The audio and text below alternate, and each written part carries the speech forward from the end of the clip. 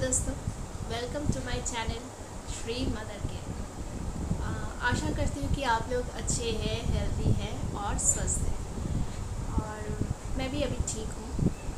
आज सर्जरी के बाद ये मेरा पहला वीडियो है, सर्जरी के बाद का वीडियो है। मेरा सर्जरी अच्छी तरह से हो गया है और मेरा पैथोलॉजी रिपोर्ट भी ठीक ही है, कोई मेजर इशू नहीं है। मुझे क्या हुआ था, मेरा प्रॉब्लम क्या था, मेरा सर्जरी क्यों हुआ है, मैं आपको सब कुछ आज डिटेल्स में बताने वाली हूँ। और मेरा सर्जरी के बाद जो पैथोलॉजी रिपोर्ट है उसमें क्या मिला है और कौन सा ऑपरेशन हुआ है, सब कुछ मैं आज आपको डिटेल्स में बताने वाली हूँ, ताकि अगर आप लोग ये सर्जरी करवाने जा रहे हैं या फिर मतलब डॉक्टर्स ने डिसाइड किया, मतलब अभी तक एडवाइस नहीं दिया कि सर्जरी नहीं करना या मेडिसिन पे आप लोग चल रहे हैं, मेडिसिन काम नहीं कर रहा है तो क्या करना चाहिए।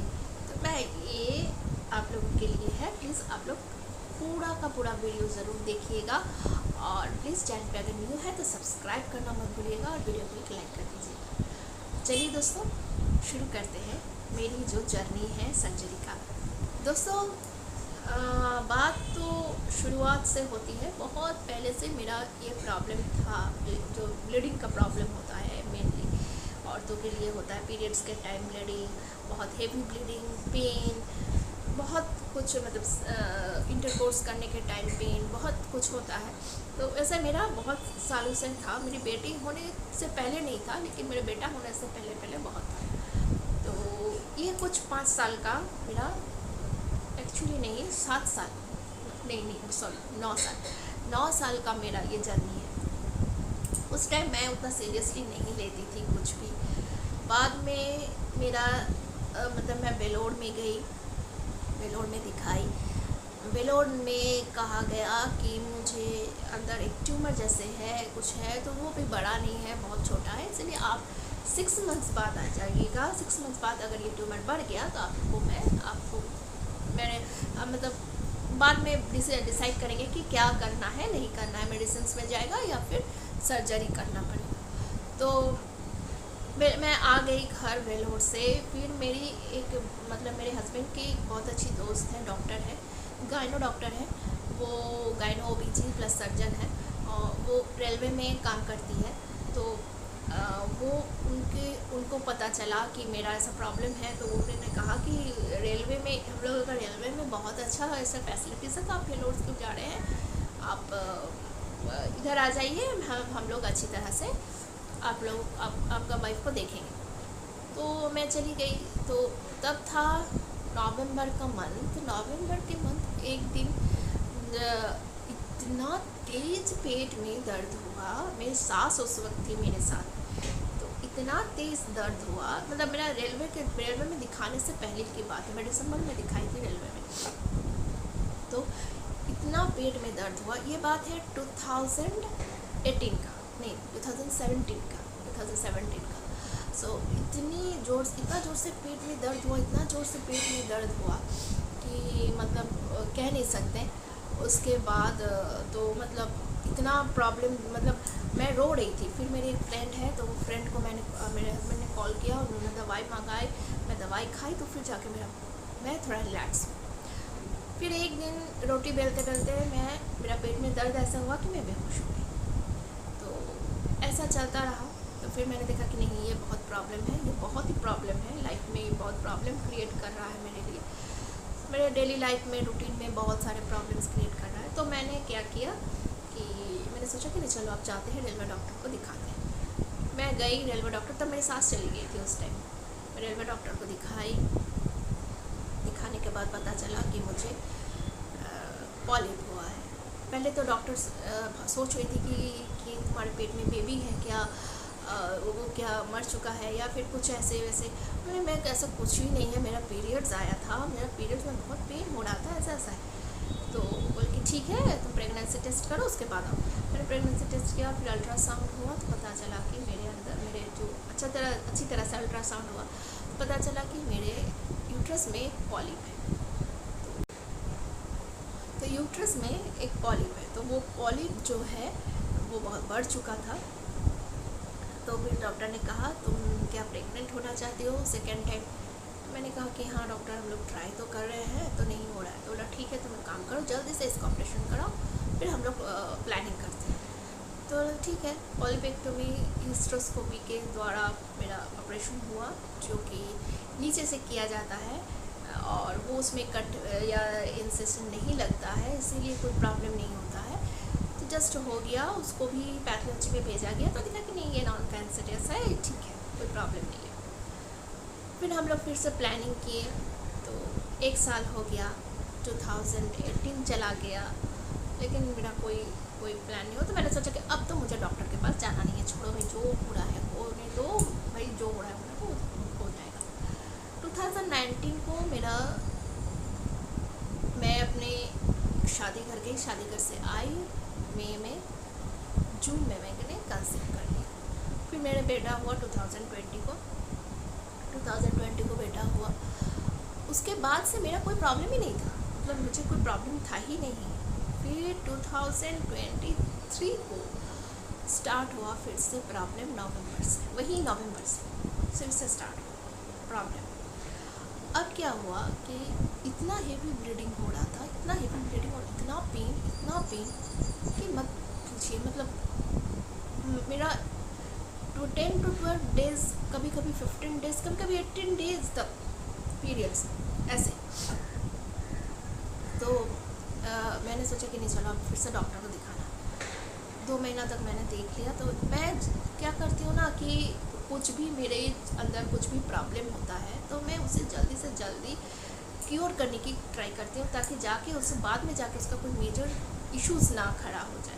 मैंने कहा कि मेरे फैमिली पे इफ़ेक्ट करेगा ये अगर मैंने अगर इसको ऐसे ही छोड़ दिया, चलो छोड़ो, ऐसा होता है ना, बहुत सारी लेडीज़ होती है कि छोड़ो भाई छोड़ो, जो हो रहा है छोड़ो, उतना दिखाने की ज़रूरत नहीं है, कॉमन है। लेकिन ऐसा नहीं है। अगर आप लोगों को इस तरह की कोई भी प्रॉब्लम हो रही है, हेवी ब्लीडिंग की, पेन की, इंटरकोर्स के पेन की, कुछ भी प्रॉब्लम हो रही है तो आप लोग प्लीज़ जाके डॉक्टर से कंसल्ट कीजिए, क्योंकि उसको जाके बाद में मेजर इशू भी हो सकता है, प्रॉब्लम ना हो इसके लिए उससे पहले ही उसका सॉल्व कर देना अच्छी बात होता है ना। तो फिर मैं डॉक्टर के पास गई जनवरी में मैंने दिखाया। डॉक्टर ने कहा कि मेडिसिन खाओ, खा के थोड़ा दिन देखो। तो मैंने मेडिसिन खाया लेकिन मेडिसिन से भी कोई फ़र्क नहीं पड़ा। खाना बन रहा है, इसीलिए सीटी की आवाज़ आ रही होगी आप लोग, मम्मी खाना बना रही है। सो फरवरी को मैं फिर से गई। फरवरी को डॉक्टर ने कहा तुम एक काम करो, तुम्हें आईओडी लगा देती हूँ तो तुम्हारा सब सही, क्योंकि हमारा पॉलिप बार फिर अल्ट्रासाउंड हुआ। अल्ट्रासाउंड में पता चला कि फिर वही पॉलिप है, एंडोमेट्रियल बहुत थिक है, 18.8 सेंटीमीटर है और ये जाकर बाद में कैंसर हो सकता है, बहुत प्रॉब्लम हो सकता है। इसीलिए डॉक्टर ने कहा कि आईओडी लगा लो, तुम्हारा प्रॉब्लम का मतलब सॉल्व हो जाएगा, 5 साल तक तो पूरा सॉल्व, कोई प्रॉब्लम नहीं है। तो मैंने कहा ठीक है लगा लेती हूँ। फरवरी को मैंने आईओडी लगाया। फरवरी के बाद मार्च, अप्रैल, मई, जून, जुलाई, नो पीरियड।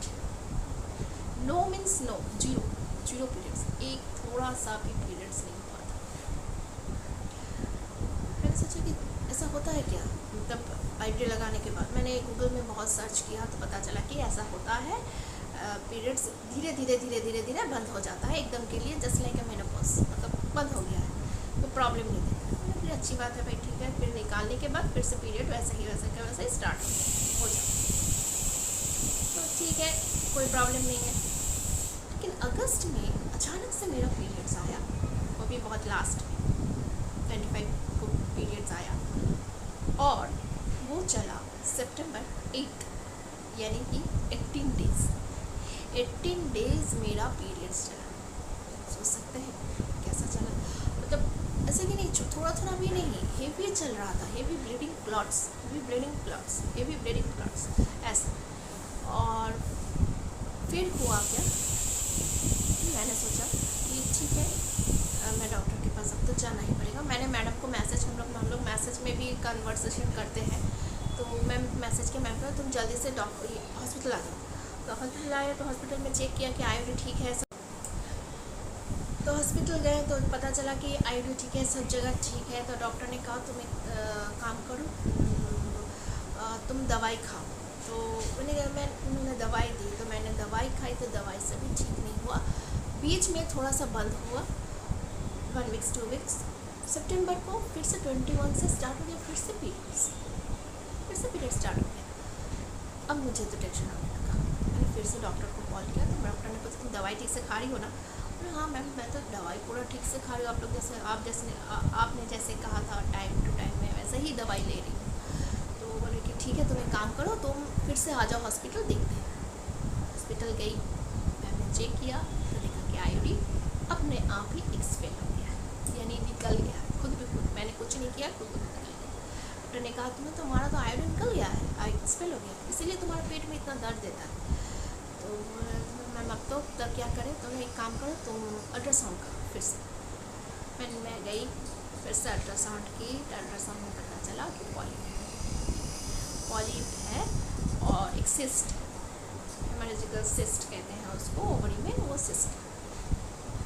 सो डॉक्टर ने कहा सिस्ट तो कोई प्रॉब्लम नहीं है, ठीक है, तुम एक काम करो, तुम फिर से दवाई खाओ 21 डेज़ का, उसके बाद तुम आओ, तुम्हारा फिर से आईडी लगा, तुम्हारा आईडी ही सेफ है सबसे। मैंने कहा ठीक है, कोई बात नहीं। लेकिन अब आईडी लगाना मुझे ना बहुत टेंशन हो रहा था, क्योंकि मुझे लग रहा था कि क्या पता, और हाँ इन्फेक्शन भी हो गया है पेट में। तो ठीक है, तो फिर मैं दवाई खा रही हूँ, फर्क नहीं, ब्लीडिंग बंद ही नहीं हो रहा था। वो जो सितंबर 21 से स्टार्ट हुआ मेरा ब्लीडिंग बंद ही नहीं हो रहा। कंटिन्यूसली 12 डेज़ मेरा ब्लीडिंग चला कंटिन्यूसली 12 डेज़। डॉक्टर ने कहा ठीक है, जब ब्लीडिंग हो रहा है फिर बंद हो रहा है, फिर जब दर्द हो रहा है पेट में, फिर से थोड़ा बहुत ब्लीडिंग निकल रहा है। तो मैंने कहा नहीं मैम से मैसेज की। मैम ने कहा ठीक है, अब तो कोई चारा नहीं है, क्योंकि मतलब ये है ना, अभी चल रहा है अक्टूबर में मैं गई थी, तो डॉक्टर ने कहा कि अब कोई चारा नहीं है, मेडिसिन काम नहीं कर रहा है तुम्हारा, तो तुम एक काम करो, तुम्हारा तो फैमिली प्लानिंग हो गया, मतलब फैमिली कंप्लीट हो गया है, तो तुम एक काम करो, तुम्हारा एज भी 40 है, तो तुम एक काम करो, मतलब यूट्रस को जस्ट रिमूव कर दो, बस, तो टेंशन ख़त्म हो जाएगा, क्योंकि ये बाद में जाकर तुम्हारा कैंसर में बदल सकता है। ज़्यादा साल नहीं लगेगा, सिर्फ 1 साल के अंदर ये कैंसर में बदल जाएगा। तो बोली, हम सोचे कि चलो भाई जी, ये डिसीज़न ले लेती हूँ। मैंने हस्बैंड को फ़ोन किया, खड़े उधर ही, उन्होंने कहा कि नहीं निकालो, कोई प्रॉब्लम नहीं है, हम लोगों को फैमिली प्लानिंग का भी, मतलब फैमिली का भी कोई ज़रूरत नहीं है, सब कंप्लीट है, सब कुछ प्रॉब्लम नहीं, तो ये भी हो चुका है, छोड़ो, ठीक है। फिर मैंने सोचा कि चलो भाई, ये तो सिंपल यूट्रस ही निकालेगा, ज़्यादा क्या प्रॉब्लम। इसके बाद हुआ नेक्स्ट मेरा डरावना स्टेप्स, सच्ची डरावना चीज़, जो मेरे हस्बैंड भी डर गए थे बहुत ही। पहले तो विश्वास नहीं कर रहे थे, उसके बाद तो डर गए थे। पेट में दर्द देता है, थोड़ा बैठने में दिक्कत होता है, पेट में दर्द देता है, ज़्यादा देर बैठ नहीं सकती हूँ, ज़्यादा देर खड़ी नहीं रह सकती हूँ, डॉक्टर ने भी मना किया है। तो मैंने डॉक्टर ने कहा चलो पहले अल्ट्रासाउंड करते हैं, अल्ट्रासाउंड करके देते हैं, क्योंकि कोई भी सर्जरी, यूट्रस रिमूवल सर्जरी एक मेजर सर्जरी है, वो सर्जरी करने से पहले डॉक्टर सबसे पहले चेकअप करते हैं कि सब ठीक है कि नहीं, ब्लड टेस्ट होता है, सब कुछ होता है, उसके बाद जाके सर्जरी होती है। अगर उसमें कुछ भी प्रॉब्लम हुआ तो सर्जरी नहीं होगा, पहले वो सॉल्व किया जाएगा, उसके बाद ही सर्जरी होगा। तो अल्ट्रासाउंड हुआ, अल्ट्रासाउंड में देखा गया कि मेरा एडेनोमायोसिस है। अब एडेनोमायोसिस क्या है, ये सब मैं आप लोगों को मैं बाद में दूसरा वीडियोस बनाऊंगी, उसमें मैं बताऊंगी आप लोगों को। फिलहाल ये जान लीजिए कि एडेनोमायोसिस है, एंडोमेट्राइसिस है। एंडोमेट्राइसिस एक ऐसा है कि अगर हो जाए तो वो चिपक जाता है आपका कोई भी मतलब इंटेस्टाइन में हो, या फिर मतलब ब्लैडर में, रेक्टम में, कहीं भी आप लोग का मतलब वो जाके चिपक जाता है, तो वो सर्जरी बहुत क्रिटिकल सर्जरी है। इसीलिए डॉक्टर्स लोग उसको मतलब बहुत ही मतलब अच्छी तरह से हैंडल करना चाहते हैं। तो डॉक्टर ने देखा कि मेरा एडनोमायोसिस है, एंडोमेट्रियोसिस है, पॉलीप, तीनों चीज़ें। ओवरी सिस्ट नहीं है, ओवरी सिस्ट मतलब वो अपने आप रैप्चर हो गया था। हाँ, तो फिर डॉक्टर ने कहा देखो तुम्हारा, मैंने सोचा था कि तुम्हारा नीचे से मैंने ऑपरेशन करूँगी, यूट्रस को निकालूंगी, लेकिन अब लग रहा है कि तुम्हारा लैप्रोस्कोपी करना पड़ेगा क्योंकि तुम्हारा एंडोमेट्राइसिस है और वो जाके बहुत जगह चिपक गया है, जिस कारण से तुम्हारे में दर्द दे रहा है, प्रॉब्लम दे रहा है। अगर वो चिपक गया है इंटेस्टाइन में जाके तो उसको निकालने में बहुत क्रिटिकल है, मतलब वो ब्लैडर को भी हानि पहुंच सकती है ऑपरेशन के टाइम, या फिर रेक्टम को कहीं भी अगर ट्यूब कट गया, अगर कुछ भी हो सकता है, क्योंकि वो इंसिजन है, बहुत क्रिटिकल मेजर सर्जरी, बहुत क्रिटिकल मेजर सर्जरी। मैंने अपने हस्बैंड को कहा तो उन्होंने कहा हाँ ठीक है, मैंने बहुत जन से पूछा है, ऐसा कुछ नहीं है, वो है सो है, ठीक है चलो। अब आया एडमिशन के दिन, मैं एडमिट होने गई संडे को, मंडे को ऑपरेशन था, संडे को एडमिट हो गई। हस्बैंड को बुलाया गया, जो लेटर होता है उस लेटर में साइन किया जाता है ऑपरेशन से पहले, आप लोगों को भी पता होगा, तो उसमें साइन करने के लिए बुला गया। वो चले गए थे, घर चले आए थे, लेकिन मैंने फिर उनको फ़ोन किया, फिर आने के लिए कहा, तो फिर वो फिर से आए मेरा बेटा को लेके। बेटा को तो छोड़ के नहीं बेटा को लेके नहीं, बेटा को उधर ही छोड़ के, बेटी थी घर पे छोड़ के आए थे। मेरी मम्मी आ रही थी तो मम्मी के साथ आ गए। तो फिर मेरे डॉक्टर ने फिर पूरा केस हिस्ट्री जाना मुझसे, ऑपरेशन से पहले ब्लड टेस्ट हुआ, बहुत कुछ हुआ। हाँ, ब्लड टेस्ट में भी बहुत प्रॉब्लम आ रहा था, जैसे एपीटीटी मेरा जो है वो बहुत हाई आ रहा था। एपीटीटी हाई आता है तो ऑपरेशन करने में ऑपरेशन नहीं करते हैं, क्योंकि उसमें क्लॉटिंग जल्दी नहीं बनता है, तो ब्लड लॉस होने का चांसेस रहता है। और ऊपर से मेरा जो ब्लड ग्रुप है वो तो महान है, वो नेगेटिव, मतलब सबसे रेयर। तो फिर डॉक्टर ने कहा कि नहीं, तुम्हारा फिर से ब्लड टेस्ट होगा एपीटीटी का फिर से ब्लड टेस्ट हुआ, तो थायराइड का भी हुआ, तो थायराइड पता चला कि नहीं, थायराइड एकदम नील हो गया है, एकदम नॉर्मल है, और एपीटीटी भी ठीक है, तो प्रॉब्लम नहीं। तो फिर मेरा केस हिस्ट्री लिया गया। केस हिस्ट्री लेने के बाद फिर मेरे हस्बैंड आए, तो मेरे हस्बैंड फिर मुझे और हस्बैंड को समझाया गया कि आखिर अंदर क्या है, कैसा ऑपरेशन होगा। मैंने जैसे ही कहा था बिल्कुल डॉक्टर ने वैसा ही कहा। फिर हो गया टेंशन, मेरे हस्बैंड को इतना टेंशन हो गया, इतना टेंशन, वो खाना तक नहीं खा रहे, पता नहीं क्या होने वाला है, क्या होगा पता नहीं, कुछ भी पता नहीं। अब आया ऑपरेशन डे, मतलब रोने ही वाले थे। मैंने कहा रोइए मत, मुझे डर नहीं लग रहा, आप क्यों डर रहे हैं, छोड़िए कुछ नहीं होने वाला, सब कृष्ण भगवान के ऊपर छोड़ दीजिए, सब ठीक हो जाएगा। तो गई मैं ऑपरेशन थिएटर, तो जैसे एनेस्थीसिया दिया तो फिर मैं बेहोश हो गई। बेहोश से उठी जब मेरा मतलब नॉर्मली मेरा होश आया, उस टाइम मतलब दर्द तो नहीं था, तो फिर इतना मुझे रोना आ रहा था कि क्या बताऊँ, पता नहीं कौन सा इमोशनल, पता नहीं। उसके बाद मतलब मेरे हस्बैंड आए तो बोले कि तुम्हारा ऑपरेशन ठीक है, एंडोमेट्रियोसिस नहीं था, कुछ भी नहीं था, सब ठीक है, अच्छी तरह से ऑपरेशन हुआ है। मैंने सोचा कि अच्छी बात। डॉक्टर आई, डॉक्टर ने कहा कि तुम्हारा यूट्रस, तुम्हारा सर्विक्स, तुम्हारा ट्यूब, तीनों निकाल दिया गया। मैंने कहा कि मैम ट्यूब क्यों निकाला गया? ट्यूब निकाला गया क्योंकि इन फ्यूचर तुम्हें कोई कैंसर ना हो ओवरी में, इसीलिए, क्योंकि तुम्हारा कैंसर होने का चांस था। तो तुम्हारा यूट्रस में पूरा ब्लड भरा हुआ था। ओवरी ठीक है, इसलिए ओवरी रख दिए, क्योंकि तुम अभी 40 इयर्स की हो, मेनोपॉज तुम्हारा आया नहीं है, तुम्हारा हार्मोन्स अभी रखना ज़रूरी है, इसीलिए तुम्हारा ओवरीज रखना भी ज़रूरी है, क्योंकि तुम्हारा हार्मोन सिक्रीशन जो है वो सिर्फ ओवरीज ही करता है, यूट्रस नहीं करता है। सो जो मतलब अननेसेसरी है वो मैंने हटा दिया है, ताकि इन फ्यूचर तुम्हारा कोई प्रॉब्लम ना हो, कैंसर ना हो,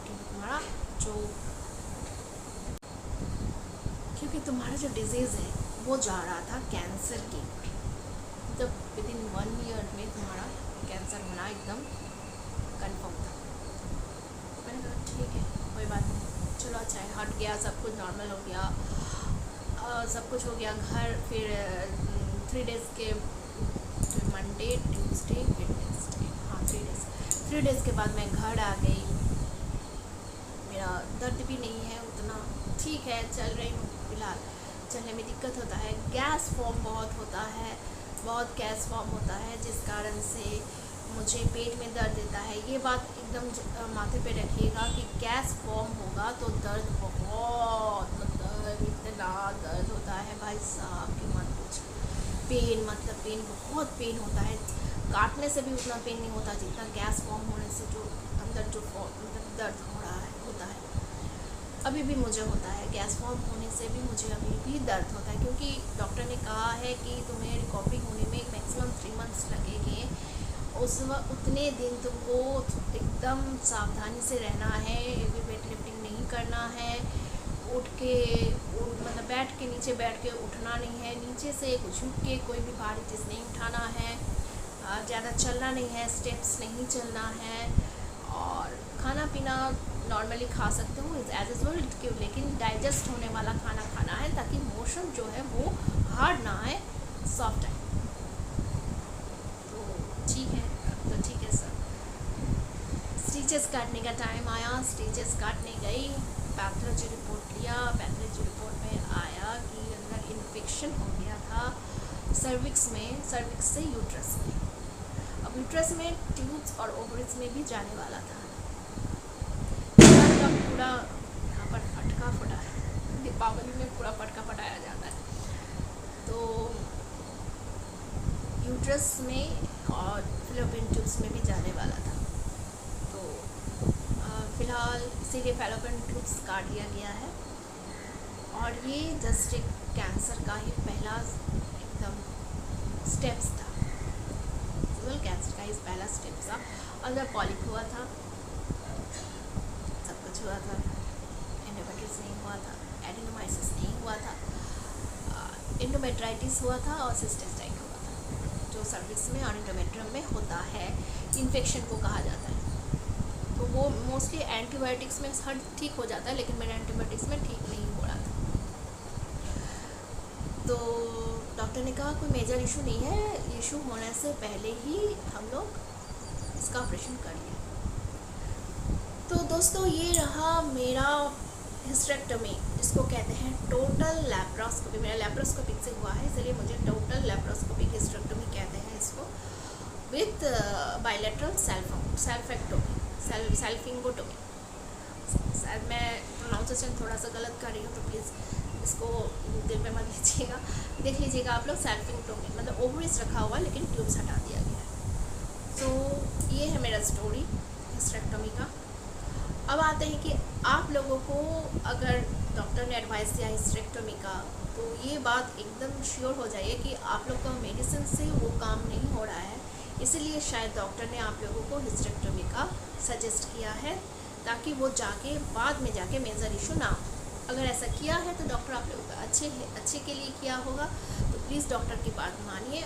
हाँ, अगर कोई डॉक्टर ऐसा है कि विदाउट मेडिसिन, मतलब मेडिसिन भी दे बिना आप लोगों को पहले से सजेस्ट कर दे कि कर दीजिए ऑपरेशन, तो प्लीज़ वहाँ पर मत जाइए, वैसे डॉक्टर मत दिखाइए, सेकेंड ओपिनियन लीजिए, अच्छा डॉक्टर्स दिखाइए, ताकि आपको पहले मेडिसिन दे के वो क्योर करने की कोशिश करें, उसके बाद हिस्टेरेक्टोमी करें, क्योंकि हिस्टेरेक्टोमी एक लास्ट ऑप्शन होता है। और हाँ, ये मेजर ऑपरेशन है और लास्ट ऑप्शन है। सो अगर कोई कहीं से भी नहीं हो रहा है तो जाके हिस्टेरेक्टोमी किया जाता है। सो आप लोग से रिक्वेस्ट है कि अगर आप लोगों को अच्छी डॉक्टर मिली है जो मेडिसिन दे के पहले ठीक करा रही है, उसके बाद जाके आप लोग को हिस्टेरेक्टोमी के लिए बोला गया है, तो फिर प्लीज़ कर लीजिए। अगर नहीं तो प्लीज़ ऐसा डॉक्टर के पास नहीं जाइए, क्योंकि ये बहुत मेजर ऑपरेशन है।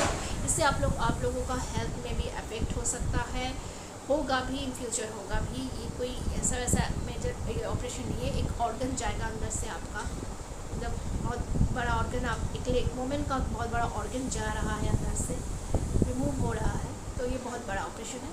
सो आप लोग मतलब तो आप लोग प्लीज़ सोच समझ के काम कीजिए।